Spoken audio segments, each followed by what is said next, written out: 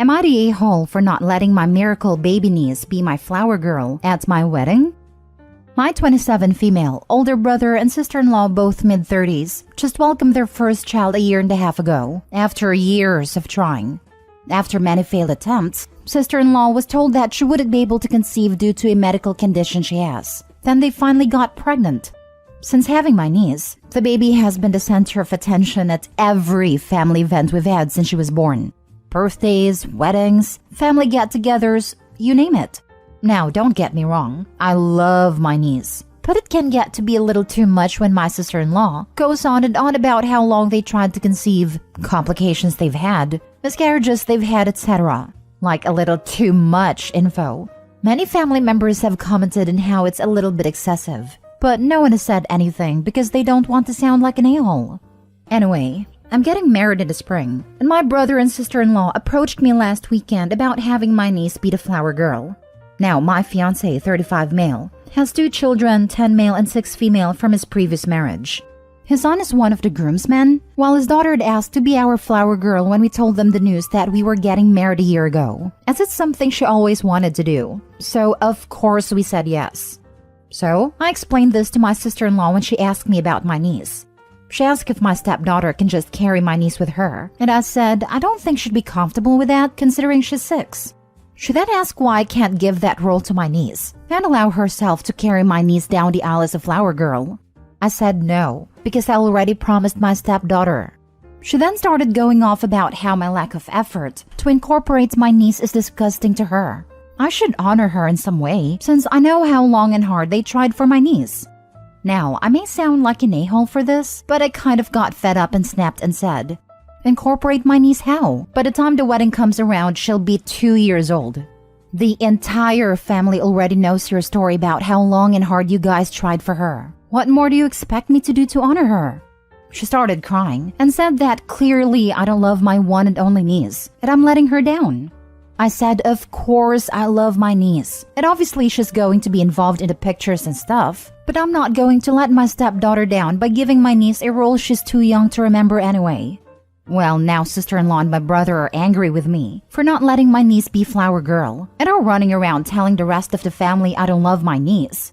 My mom had been trying to stay neutral, but thinks my stepdaughter would understand if I explained to her I need to give that role to my niece. I'm firm in my decision though, and my fiancé is thankful that I didn't let his daughter down. Am I the a-hole for not allowing my niece to be the flower girl? Now for the top comments. Not the a-hole. Let them be pissed. If ever there was a time to take a stand for your stepdaughter, it is now, without knowing her story or how she came to be part of your life. She's 6 years old, and you've made a commitment to be in her life. The moment you make it official revolves around her as much as it does you. You absolutely have every right to honor the stepdaughter over the niece, and these first moments as stepmom are going to cause the ripple that forms the pond that is your relationship for her whole life.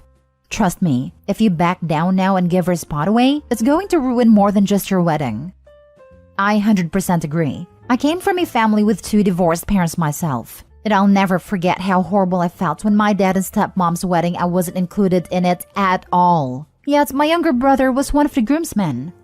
Having that experience myself, I'd never want my stepdaughter to feel that way, or that she isn't involved in such a special day. It just caused so much drama in the family that is so unnecessary. Stop thinking of it as your decision causing drama, and start correctly calling it your sister-in-law causing drama because she wants to be the center of attention at your own wedding. It's your day, not hers. Not the a-hole. She's their miracle baby, not yours. The fact that they want you to disappoint your soon-to-be stepdaughter in order to make their daughter the focus of your wedding is absurd. Next story. Am I the a-hole for not giving my daughter, who eloped, cash for her honeymoon? My daughter Jane recently eloped with her partner of 5 years. My wife and I were excited when they got engaged to plan a wedding, but she said she didn't want to rush setting a date or planning a wedding.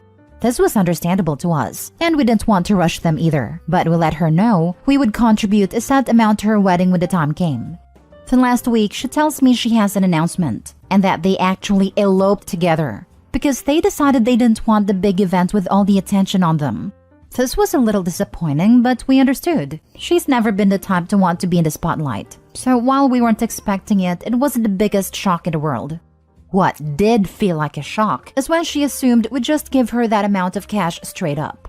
She said they wanted to use it to take a month-long traveling sabbatical/honeymoon. My wife and I told her the money we were prepared to give her was for a family event, not just for her to do as she pleases. If she didn't want a traditional wedding, that's fine. But we never told her we were just giving her, say, $15,000 for the act of getting married. We just didn't want her to have to spend a ton of her own funds on a wedding. And since relatives and family friends would have presumably been there, we were happy to pay for it so she wouldn't have to. 2 of my nieces have gotten married in the last couple years, and it's a family event was, not just about the 2 people getting married. This has caused a whole thing with her saying we went back on our word to her, but in my mind, we never told her otherwise. We did say if she wants a second ceremony/family event to celebrate but would it be an official wedding, we would sponsor that. If she had asked if she eloped or had a tiny wedding if we would give her some of it for a honeymoon, we may have considered it, but it's hard to know because we were never given the request. They just went and did their own thing, which again is fine. Am I the a-hole for not giving her the cash we would have paid? Not the a-hole. Your expectations and conditions are entirely reasonable. It wasn't reasonable for her to assume that she could simply take the cash option here. A wedding with just the people getting married is only about a couple. A wedding with both families invited is a family event focused around a couple. Not the a-hole. You and your wife offering to contribute toward wedding expenses in no way means your daughter is somehow entitled to that money if a wedding does not take place. That's just entitlement on your daughter's end. Yes, and it's a conversation you have with your parents before you elope. I talked all my options out with my dad. He was willing to give us a set amount if we eloped, or contribute the same amount to a wedding. But it's a discussion, not I got married. Can I have the cash? My father-in-law told me if he were in my shoes, he'd take some of the wedding fund they had for us and maybe use it as part of a down payment on a house and cut expenses here or there with the event. So we did exactly that, but he explicitly said that was an option. Never in a million years would I have expected to just be gifted that money. Especially for a honeymoon. I mean, that doesn't mean it's not important to some people, but I can imagine parents being happier helping a child with a home over a once-and-done expense. My parents offered to kick in for a portion of my wedding, or give me the equivalent if we wanted a destination wedding. We never had a third option for cash. It was always for the wedding.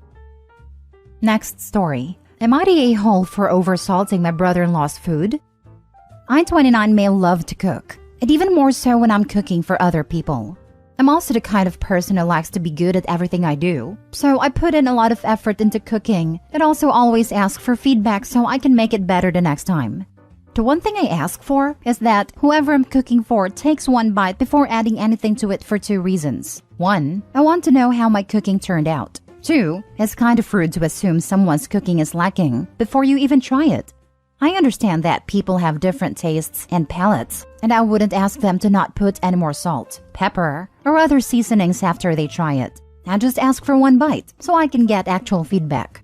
My brother-in-law, 36 male, doesn't agree with me on this, and when I've asked him to just try it before adding salt, he gets heated and says that he knows what he likes, and he should be able to do what he wants with his own food. I fully understand and support him eating his food the way he likes truly. But at the end of the day, how does he know whether or not I've salted my food enough if he doesn't take a bite first? Like I said, I'm always trying to improve. So I make changes dependent on people's feedback. So the recipes change every time I make them, adding a little bit here and taking away a little bit there. So there's no way for him to know how my next dish will come out. I also don't cook for him all that often. Maybe once or twice a month when the family's over. Anyway, the last time I cooked for the family, I made sure to put extra salt in because that was the feedback I got the last time I made that specific dish. Another thing to note is that brother-in-law adds salt to all of his food, and it's always a substantial amount of salt. So when I served brother-in-law's plate, yes, he can serve himself. I just like to also put effort into the presentation. I told him that I added more salt than usual, so he should try it before he adds salt. He said, "I'll do whatever I want with my food, thanks," and just brushed me off. We sit down to eat and he immediately starts salting his food like usual. Everyone else is trying it and saying it's really good, and they give me a solid 8 over 10 when I specifically ask for a rating on a scale of 1 to 10. Brother-in-law takes a bite and makes a face. He's very fair, and so it really shows when he's irritated because he gets really red. And he was red as a brick. I asked him what was wrong with it, and then he accused me of oversalting his food on purpose, so that it'd ruin his food when he added more salt. Here's where I may be the a-hole. I responded by saying that maybe if he tried the food first, then he wouldn't have oversalted it himself by adding more salt. He got pretty salty, pun intended, over what I said, and my sister called me petty for messing with someone else's food, and now he's refusing to eat what I cook. My mom is a peacekeeper, so she's telling me to apologize, and my dad doesn't think I did anything wrong. So am I the a-hole? Edited to add. I added more salt to the whole dish before serving it to anyone. He got the same amount of salt as everyone else before he added salt on his own plate. I'm not sure if this matters, but I don't stare at people while they eat, and I'll wait until we're all done and we're doing dishes for feedback. I agree with commenters that it would be strange to just stare, wide-eyed and waiting for everyone to take their first bite. Also, I don't mind how anyone likes their food. They can have it as salty as they want. I just ask that they take a bite first instead of assuming that it won't be to their liking. I'd also never say anything about it to anyone I wasn't extremely close with. It's very common in our family to give honest feedback on stuff. My mom at her crafts, my dad with his cooking and woodworking. So it's very normal for us to have the kinds of interactions. Now for the top comments.